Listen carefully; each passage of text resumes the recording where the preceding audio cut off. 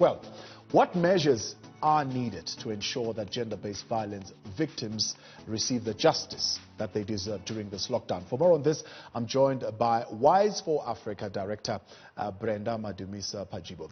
Mrs. Brenda, good evening and thank you for your time tonight. We do appreciate it. What have you seen as what is lacking in our response to gender-based violence, especially during this time of COVID-19? For example, did we see firm leadership as soon as we began to see cases emerge? Good morning, Mdluli. Let's start by saying that when the regulations were drafted and released, no one thought about the implications of those regulations on gender-based violence. So there was none. There was no consideration at all, right? So you issue these regulations. We're all locked in. Whether I'm locked in with my abuser or not, that was not a consideration, right? 3 weeks later, 4 weeks later into these things, when we raised some of these issues with the decision makers, that's when they realized, hey, hold on, something has to happen. We had to then draw up the emergency referral pathways on what you do when a gender-based violence is reported at the police station, in court, wherever it gets reported, if a woman can or a young girl is able to get it reported, right? Remembering that you are locked in with your abuser, right? So that was the first thing, that the regulations did not take gender-based violence into consideration. We then amended the regulations, right? Regulations then had to include provisions on protection orders, that you could go to court and apply for protection order. I can tell you now that most of the women who tried to get protection orders could not do so because the court managers interpreted the regulations the way they deemed fit and did not allow women to lodge applications. So most women could not lodge applications, right? Be aware also that even those women who had applications pending before the lockdown was announced could not now go into court because the courts were in lockdown. So there was no justice for many women, and that's why you see all of these things coming out now when the regulations are being relaxed, right? Because now a woman can go out, can go and report, can walk out to a friend and tell a friend of what is happening to her. So we need to be honest with ourselves and admit that these regulations, when they were coined and drafted, they did not take into account the implications of gender-based violence. So in terms of a multi-sectoral response, I mean, if you just look at what you're saying, one, protection. So there was no protection in this response for women. What about support? Was there support during that time of lockdown? Because part of the response needs to include support services from the Department of Social Development. Mdluli, if you look at the regulations, then the regulation had to specify what were the essential services, right? Social services were essential services. We had to bring in the shelters to be classified as essential services. But understand that most of us, when these regulations were issued, we all were scared. We were in fear because we saw how the police was responding to those that were outside, were trying to go outside. So it was a scope and donor approach that made all of us to live in fear and not want to go out. So you could not even ask for support. Even the shelters that were in operation during level 5, level 4, could not get as many, could not respond precisely because those that required that service could not reach them. Yeah. At a care level, access to our health system, because health is also part of the response that needs to be coordinated in dealing with gender-based violence. Health will be in a different category, because if you were to go to a clinic, right, you would then have to receive attention, right? If you were to go to a hospital, if you were raped and you had to go to a hospital, then you will have to be attended. But I mean, we all know that in most cases in clinics and hospitals, nurses themselves or the office, those who were in charge of these clinics and hospitals were not willing to attend to those who are not presenting with COVID-related problems or challenges. So it forced a lot of people to stay home with presenting with all sorts of issues around GBV, that they had to stay at home and not ask for help because they didn't know how to and where to go.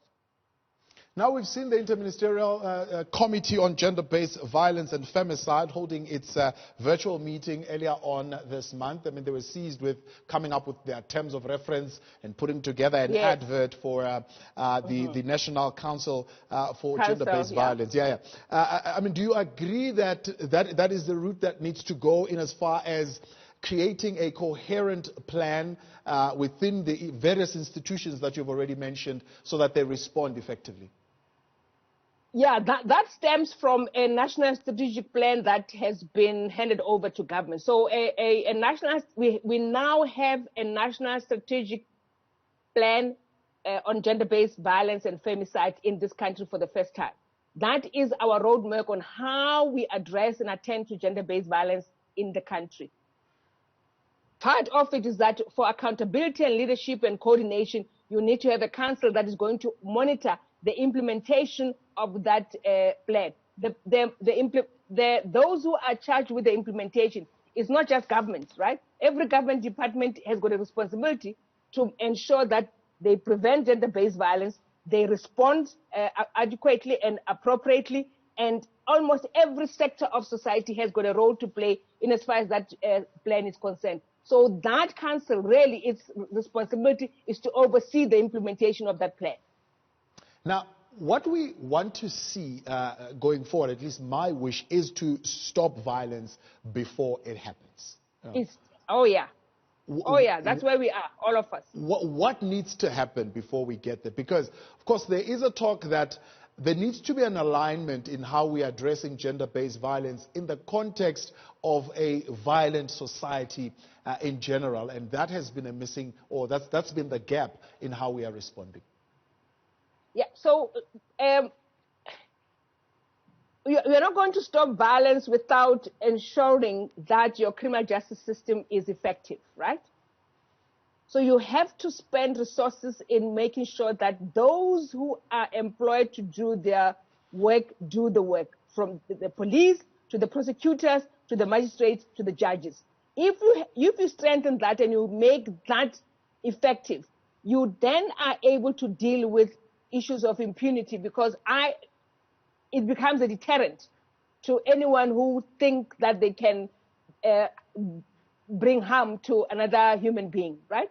So let's ensure that you strengthen the criminal justice system. You have effective policing, you have a good, solid prosecution team, and the magistrates know what kind of sentences they must mete out against those that are found guilty, right? In terms of transformative laws, while we're there, in terms of transformative laws, do you think we have enough? The Domestic Violence Act, the Sexual Offences and Related Matters Act, do you think that is enough in place?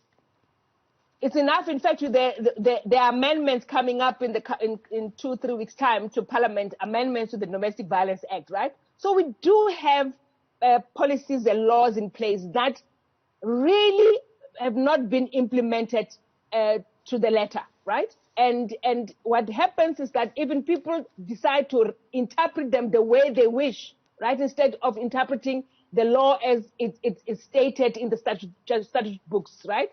And I think one of our biggest challenge has been that we have too many laws that had come out that even those charged with the responsibility of implementing them have not had the time to catch up. So we are amending the Domestic Violence Act now, right? The police have been trained and taught to deal with Domestic Violence Act in this particular way. We are now saying it's going to be amended. But I can promise you now, you are going to find elements within the police who are still going to implement the old version, right?